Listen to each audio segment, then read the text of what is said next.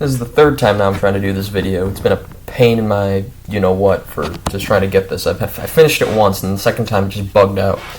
But anyway, guys, welcome back to the channel. And so I have a career video for you today. But first, some news from the Blackhawks. Henrik Borgstrom and Brent Connolly are both going to be bought out. And Kubalik and Strome are not going to get qualifying offers or offers towards them, so they're going to walk to UFA. And what players are the Hawks going to have next year? Because I don't know. They were now Taze Kane, Tyler Johnson, Lucas Reichel, and pretty much their entire defense except Dahan and Caleb Jones, because they didn't sign him either.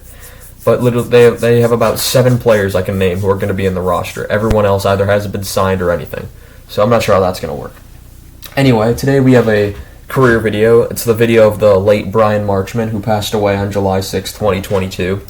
And he was a scout for San Jose. He was the head of all hockey operations in San Jose.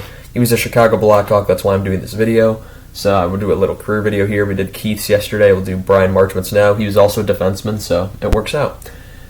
Marchment is drafted 16th overall in 1987 by the Winnipeg Jets. We'll also be getting back to What If tomorrow. So yeah, he's drafted 16th overall, first round draft pick in 1987. He makes his debut in 1988-89 with the Jets. 2 games played, no goals, no assists, no points, 2 penalty minutes, which would be the first of many to come. 1988-90, after no playoffs that year, 7 games played, no goals, 2 assists, 2 points, 28 penalty minutes.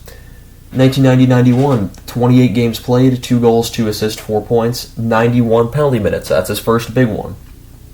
Then, on July 22nd, 1991, he's traded to Chicago with Chris Norton for Troy Murray, who was declining at that point. He wasn't who he was in the 80s, and Warren Reichel.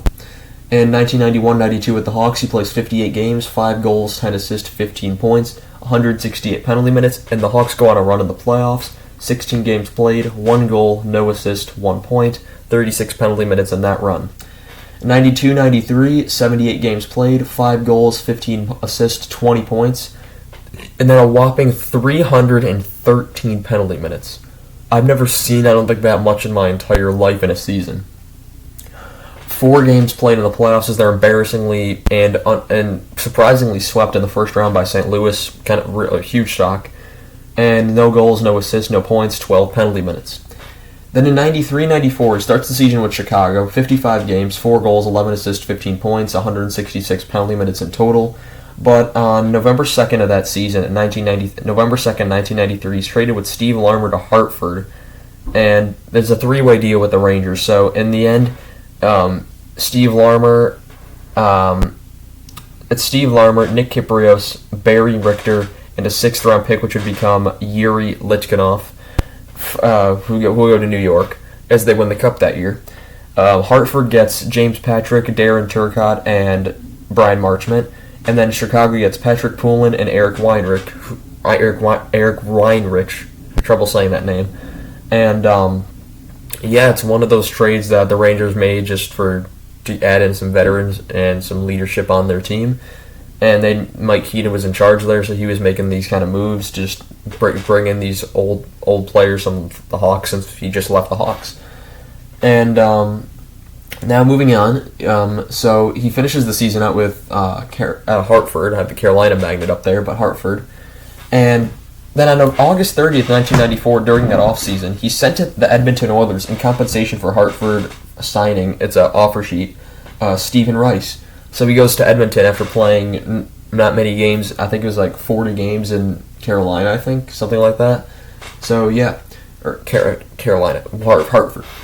And then in 1994-95 with Edmonton, he plays 40 games, 1 goal, 5 assists, 6 points, 184 penalty minutes. 1995-96 with the Oilers, 78 games played, 3 goals, 15 assists, 18 points, 202 penalty minutes, a whopping amount. And then 1996-97, he plays 71 games, 3 goals, 13 assists, 16 points, 132 penalty minutes. In the playoffs, he plays 3 games, no goals, no points, no assists, 4 penalty minutes. 97-98, it's a pretty weird year for Marchment. He's traded twice in the same year and plays on 3 different teams. In total, he played with Edmonton, Tampa, and San Jose. In total, 61 games, 2 goals, 11 assists, 13 points, 144 penalty minutes. 6 games played in the playoffs, no goals, no assists, no points, 10 penalty minutes with the Sharks. And that's because on December 30th, 1997, he's traded to Tampa Bay with Steve Kelly and John, I had trouble with this in the last take, Bonsignore, I think that's how you pronounce it. And he's traded for Roman Hamrlik and rights to Paul Comrie. Hamrlik was the first overall pick in 1991. And he traded to Tampa. And then on March 24th, 1998, so at the deadline of that year, he's traded to San Jose with David Shaw and the Lightning conditional right to swap a 1998 first-round picks with San Jose, which San Jose would end up with the second overall pick. And that'd become David Legwand, who had a career with long career with the Predators. Pretty sure is their leading career scorer. Not for long. Philip Forsberg with that new 8-year deal is definitely going to break it at some point. And going the other way to Tampa is Andrei Nazarov and the Lightning conditional rights to swap 1998 first-round picks. The Lightning get the first overall pick, who becomes Vincent Lecavalier. I think he's a Hall of Famer. He might be a Hall of Famer. I don't remember.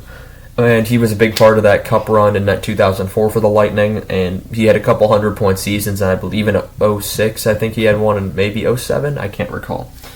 So yeah, but he finishes the season with San Jose, and he stays there for a while. As in 1998-99, he plays 59 games, 2 goals, 6 assists, 8 points, 101 penalty minutes, 6 games played in the playoffs, no goals, no points, no assists, 4 penalty minutes. 1999-2000, 49 games played, no goals, 4 assists, 4 points, 72 penalty minutes. 11 games played in the playoffs as they upset the President's Trophy winning St. Louis Blues, and then I think are eliminated by, I want to say Colorado or Dallas, probably. It's one of those two. And I think it was Dallas. Maybe it was Colorado. I can't recall. But anyway, he has 2 goals, 1 assist, 3 points in the playoffs, and then 12 penalty minutes. 2000-2001, he has played 75 games, 7 goals, 11 assists, 18 points for 204 penalty minutes. And then 5 games played in the playoffs, no goals, 1 assist, 1 point, 2 penalty minutes. 2001-2002, he has a strange year. He's older in his career now. He's 15 years into his career about. And he has his career high in points. A career year for him. 2 goals, 20 assists, 22 points, 178 penalty minutes, and then in the playoffs he plays 12 games, 1 goal, 1 assist, 2 points, and 10 penalty minutes. So he has, at 15 years into a career, probably in his mid to late 30s by now, he has the most points he's ever had. Then in 2002-2003, he gets traded at the deadline, but 81 games played, 2 goals, 12 assists, 14 points in total, 141 penalty minutes, 7 games played, no goals, no assists, no points, 4 penalty minutes.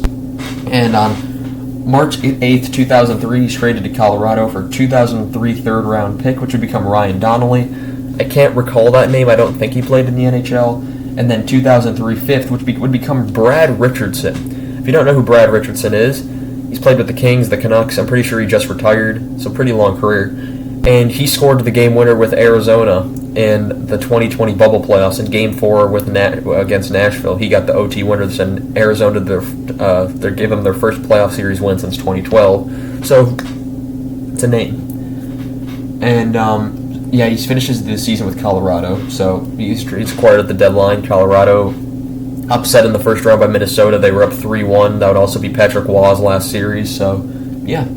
And then 2003-04, he signs a 1-year deal with the Toronto Maple Leafs. He plays 75 games, 1 goal, 3 assists, 4 points, 106 penalty minutes, so that doesn't stop. In the playoffs, 13 games played, no goals, no assists, no points, 4 penalty minutes, and he's on the last Toronto team to win a playoff series. 2005, he doesn't play the 2004-05 season. That's canceled out by the lockout. And then 2005-06, he signs a 1-year deal with the Flames. 37 games played, 1 goal, 2 assists, 3 points, 75 penalty minutes, no playoffs for Calgary that year, and that ends a pretty long career for someone who got as many penalty minutes and probably had as many injuries and as many just lots of injuries and lots of hits that deteriorates your body. 926 career games, as I said, lots of hits, deteriorates your body, and also lost a lot of games to suspensions. And he was suspended 13 times in his first 12 seasons and was known for intentionally trying to injure players. I know we're trying to remember his memory. He was probably a great person. I didn't know him. I I was 2 years old when he retired, so not even 2 years old when he retired, so I never got to see him play. My dad recalls him as a word I'm not going to say on camera, and it's not too bad or anything, but just trying to be child friendly. And so yeah, he was a bit of a fighter, clearly, with just penalty minutes. And yeah, being known to intentionally injure, that's not a great way to be remembered for. But I remember him as a guy who played for a lot of teams. I didn't see him play, so that's kind of just what I remember. Played with the old Jets, which would become the Coyotes, the Blackhawks, the Hartford Whalers, the Edmonton Oilers, Tampa Bay Lightning, San Jose Sharks, Colorado Avalanche, Toronto Maple Leafs, Calgary Flames. Just truly a journeyman in the NHL. And his totals for his career: 926 games played, 40 goals, 142 assists, 182 career points, 2,307 penalty minutes. In the playoffs, 83 total games played, 4 goals, 3 assists, 7 points, 102 penalty minutes. So that totals about 2,409 penalty minutes in his career, which is a huge amount. Not many people probably have more than him. Maybe Bob Probert. Can't recall. I'm trying to think of all the big instigators and big fighters of the era, but can't recall them right now. So yeah, he's traded a lot, played with a lot of teams, was dedicated to hockey his entire career, loved by many, and probably also when he played, hated by many. But that's really all I have for you guys in this one. This is just a kind of a tribute and a memory to Bryan Marchment, who is no longer with us, but will always live in infamy in the game of hockey for probably helping the NHL fix their concussion protocols and stuff. Again, yeah. But yeah, that's all I have for you guys in this one. The What Ifs will be back tomorrow, hopefully. I assume so, unless something else happens. But yeah, that's all I have for you guys in this one. I want to thank you guys so much for watching. And I know this is my third take, so I'm talking fast. My mouth hurts. And thank you guys for watching. Remember to like, comment, and subscribe. I'll see you guys in the next one. Goodbye.